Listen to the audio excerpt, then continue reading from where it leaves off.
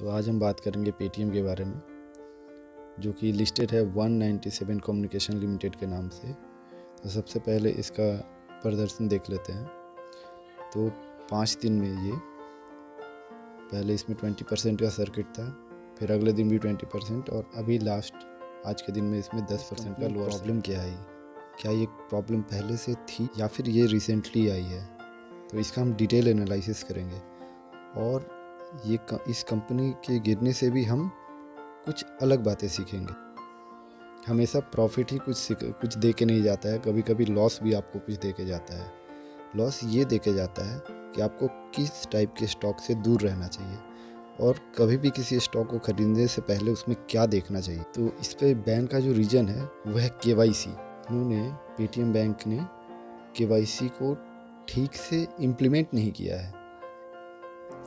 जैसा कि आप देख रहे हैं, आज तक ने इसके बारे में रिपोर्ट दी है कि एक ही पैन से 1000 से भी ज़्यादा अकाउंट बनाए गए थे, वो भी विदाउट रिकॉग्निशन, मतलब कि KYC को ठीक से फॉलो नहीं किया गया था। तो सबसे मेन रीज़न अभी यही माना जा रहा है। इसके अलावा थोड़ी बहुत मनी लॉन्ड्रिंग को लेके भी प्रॉब्लम्स आई है। इन्हें पेटीएम पेमेंट बैंक को 29 फरवरी तक अपने सारे के सारे सर्विसेज को स्टॉप करने के लिए बोला है। इसका मतलब आप 29 तक जो भी ट्रांजैक्शन है वो कर सकते हैं। 1 मार्च से आपको कोई भी ट्रांजैक्शन करने के लिए नहीं मिलेगा।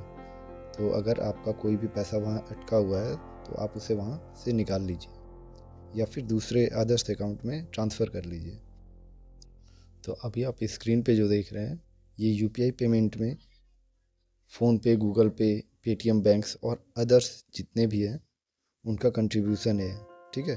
तो सितंबर 23 में फ़ोनपे ने 47.1% जो ट्रांजैक्शन है वो फ़ोनपे के द्वारा हुआ है और 35.8% गूगल पे के द्वारा और 13.8% पेटीएम पेमेंट बैंक्स के द्वारा। ओके, और इसके अलावा जो अदर्स हैं उसमें ही सारा है, जियो से लेके जो भी अदर्स है, क्रेड वगैरह जो भी है वो सारे के सारे उसके अंदर में है। तो अगर इसका बेनिफिट किसी को मिलना है तो वो फ़ोनपे और गूगल पे को ही मिलेगा, जो कि मार्केट में लिस्टेड नहीं है। तो मार्केट वाइज आप अदर्स किसी स्टॉक को खरीद के इसका बेनिफिट नहीं उठा सकते हैं। लेकिन दोस्तों, हम पेटीएम से कुछ ज़रूरी लेसन ज़रूर सीख सकते हैं। तो अब हम देखते हैं दोस्तों कि हमें पेटीएम से सीखना क्या चाहिए। अभी जो इतना बड़ा गिरावट आया है इससे हमें क्या सीख लेनी चाहिए ताकि हम फ्यूचर में ऐसे लॉसेस से बच सके, चाहे ये स्टॉक आपके पास हो या ना हो। फिर भी इसके फंडामेंटल्स देखने बहुत ज़रूरी हैं।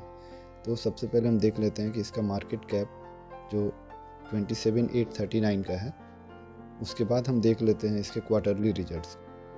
तो देखिए, सारा का सारा राज जो है, मतलब सारी की सारी चीज़ें इसके प्रॉफिट लॉस स्टेटमेंट के अंदर ही है। ये कंपनी 2016 से ही प्रॉफिट में नहीं है। इसका नेट प्रॉफिट आप देखिए, ठीक है। ये कंपनी 16 में 17 में ये कभी भी प्रॉफिटेबल हो ही नहीं पाई है। तो प्लीज़ ऐसी कंपनी से दूर रहिए। भाई, मैं तो दूर रहता हूँ, ठीक है। मुझे अपना पैसा बहुत प्यारा है, लॉस नहीं करना है।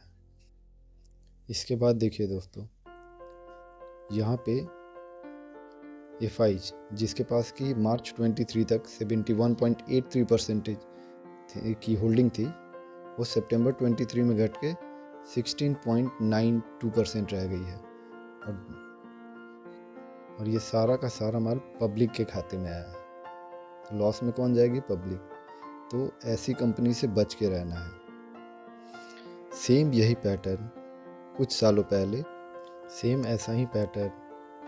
पहले फ्यूचर रिटेल का था, जिसे हम बिग बाज़ार के नाम से जानते हैं, जिसका कि आज नामो निशान मिट चुका है। आप उस कंपनी के फंडामेंटल्स भी एक बार देखिए। तो देखिए, ये फ्यूचर रिटेल है, इसका मार्केट कैप अभी 155 CR का रह गया है ओनली। सेम इस कंपनी का भी पैटर्न देखिए दोस्तों। ये इसका भी जो क्वार्टरली रिजल्ट है, इसमें नेट प्रॉफिट को देखिए, वो कंटिन्यूअसली डाउनफॉल की तरफ है, ठीक है, लगातार गिरावट है। तो ऐसी कंपनी से हमेशा बच के रहना है।